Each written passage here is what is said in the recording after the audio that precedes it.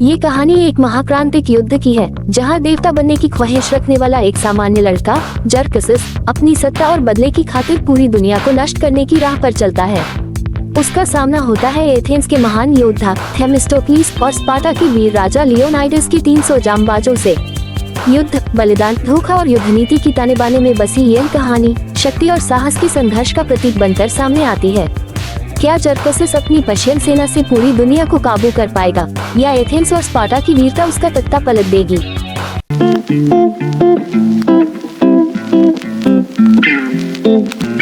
Subscribe the channel for more video. यह movie 300 का sequel है और सच कहूँ तो उससे CGI और VFX काफी हो चुकी है।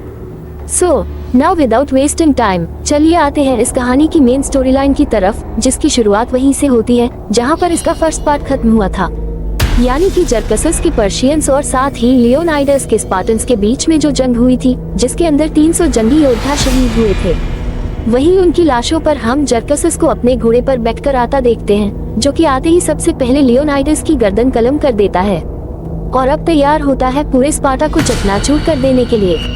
मगर वहीं उनका जवाब देने के लिए लियोनाइडस की बीवी गोर्गो भी तैयार थी। और अब यहाँ से कहानी उसकी नरेटिव वॉइस में 10 साल पीछे जाती है। गोर्गो का बताना था कि आखिर जरकसिस, असली जरकसिस यानी पर्शियंस का राजा मेहरबान देवता बना कैसे। आज से 10 सालों पहले एथेंस और पर्शियंस के बीच में एक घमासान युद्ध हुआ, जहां पर एथेंस को लीड कर रहा था थेमिस्टोक्लीस, वहीं पर पर्शियंस को लीड कर रहा था डारियस। थेमिस्टोक्लीस की आर्मी ने उनके ऊपर ऐसा हमला किया कि न तो उन्हें अपने हथियार निकालने तक का टाइम मिला और न ही अपनी टीम को बचाने तक का। बहुत ही चालाकी और फुर्ती के साथ में थेमिस्टोक्लीस ने डारियस की पूरी फौज को निस्तनाबूद कर दिया। वहीं पर उसकी नज़र दूर खड़े डारियस पर जाती है और वह इस मौके को गंवाना नहीं चाहता था, इसलिए वह अपने पास ही पड़े धनुष और तीर को उठाकर उसके ऊपर एक वार करता है और वह तीर जाकर सीधा डारियस के सीने में घुसता है।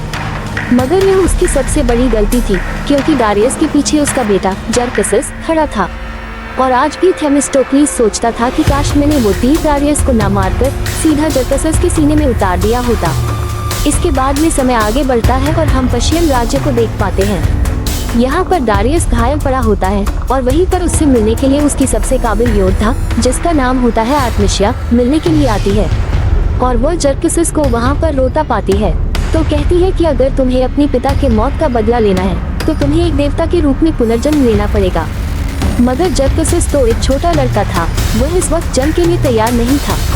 7 दिनों तक काफी रोने के बाद में जब आर्टेमिसिया उसके पास आती है और कहती है कि अब वक्त हो चला है इंतकाम लेने का और अब तुम करोगे एथेंस और यूनान को पूरी तरीके से खत्म। इसके बाद आर्टेमिसिया अपने पूरे राज्य के अंदर दूर दूर से जादूगर, फकीरों और तांत्रिकों को बुलाकर नई नई योजनाएं बनाती है और भेज देती है जरकसिस को सुनसान रेगिस्तान में मिलो दूर, जहाँ पर कई दिनों तक बिना भूख प्यास पानी के चलता जाता है जरकसिस और अंत में जाकर एक ऐसी गुफा में पहुंचता है जहां पर काली शक्तियां और ताकत वाले तांत्रिक बैठे थे, जिनकी भूख इंसानी खाना नहीं बल्कि इंसानी रूह थी। वहां पर जरकसिस ने जाकर अपने आप को पूरी तरीके से उनके हवाले कर दिया और फिर उन्हीं के पानी में से निकला एक नया मेहरबान देवता, जिसे न तो कोई हरा सकता था और न ही कोई मार सकता था। अब इस वक्त जरकसिस के शरीर के अंदर कोई भी पुराना इंसानी अंग नहीं बचा था, उसमें अब रूहानी ताकतें आ चुकी थी। अब कहीं पर्शियन यूनानिमिटी ना बने और उसके बाद में उसने जरकसिस के दिमाग में यूनानिमिटी तले कुचल दिए जाएंगे आर्टेमिसिया को। खुद यूनानी बिल्कुल पसंद नहीं थे, क्योंकि यह बात आज से 20 साल पुरानी थी, जब वह एक छोटी बच्ची थी जो कि यूनान में ही पैदा हुई थी। मगर वहाँ के कुछ सैनिकों ने उसके परिवार का बलात्कार किया, हर एक को जान से मार दिया और कई महीनों तक उसका भी शोषण किया। और जब वो पूरी तरीके से खत्म हो गई तो उसे मरने के लिए यूनान की सड़कों पर छोड़ दिया। तभी वहाँ पर एक फारस के तलवारबाज की नजर उस पर पड़ गई, जिसने उसे सहारा दिया, उसे हर तालीम दी तलवार चलाने की और साथ ही सारे जंगी हथियारों को चलाने की। अब तो आर्टेमिसिया एक आम लड़की से एक शानदार योद्धा बन चुकी थी। ये दूध वही फारस का दूध था जो कि लियोनाइडस के पास में जरकसिस के लिए धरती और पानी का सौदा लेकर आया था। आर्टेमिसिया अपनी कला, अपने ज्ञान में इतनी अव्वल थी कि उसके सामने कोई भी योद्धा नहीं टिक पाता था और यहाँ तक कि उसके हाथों ने कई सारे राजाओं की मुंडिया उड़ाकर डारियस को पेश करा। और यही रीजन था कि डारियस के कबीले में आर्टेमिसिया की काफी ऊपर इज्जत थी।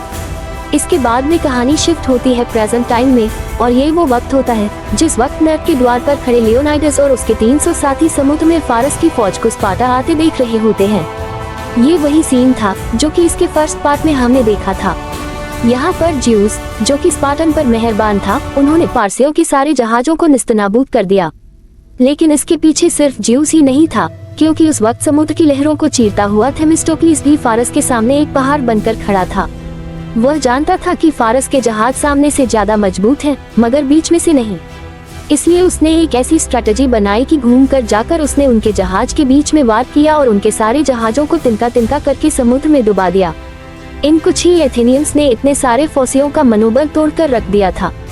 इन सभी को लीड कर रही थी आर्टेमिसिया। वो ये बात तो जान गई थी कि सामने जो खड़ा है, यानी कि थेमिस्टोक्लिस, ये वही शख्स था जिसने कि मेरे राजा डारियस के सिरे में तीर उतारा था। वह दुश्मन तो था ही, साथ ही साथ वह एक काबिल सरदार भी था। इसलिए आर्टेमिसिया उसके सामने एक सौदा पेश करती है और उसे अपने जहाज पर बुलाती है और फिर कहती है कि तुम्हारी यह मुट्ठी भर फौज हमारे लाखों की फौज के सामने कुछ नहीं, यानी कि तुम्हारे हर एक सैनिक को मेरे 1000 सैनिक मारने पड़ेंगे और तुम्हारे सिर्फ एक जहाज को मेरे कई सैकड़ों जहाज डुबाने पड़ेंगे। तब जाकर मुकाबला बराबरी का होगा, जो कि सिर्फ तुम्हारे सपनों में पॉसिबल है। मैं इस जंग का रोक पलट के रख सकती हूँ अगर तुम मेरे साथ हो जाओ। थेमिस्टोक्लिस को रिझाने के लिए आर्टेमिसिया अपना जिस्म तक उसे दे देती है।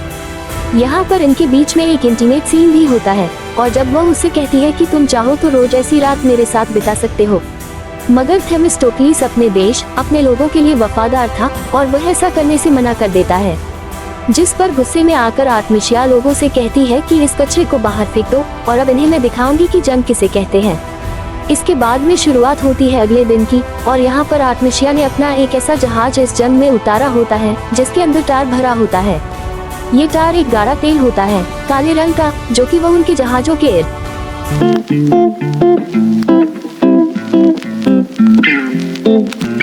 Subscribe the channel for more videos.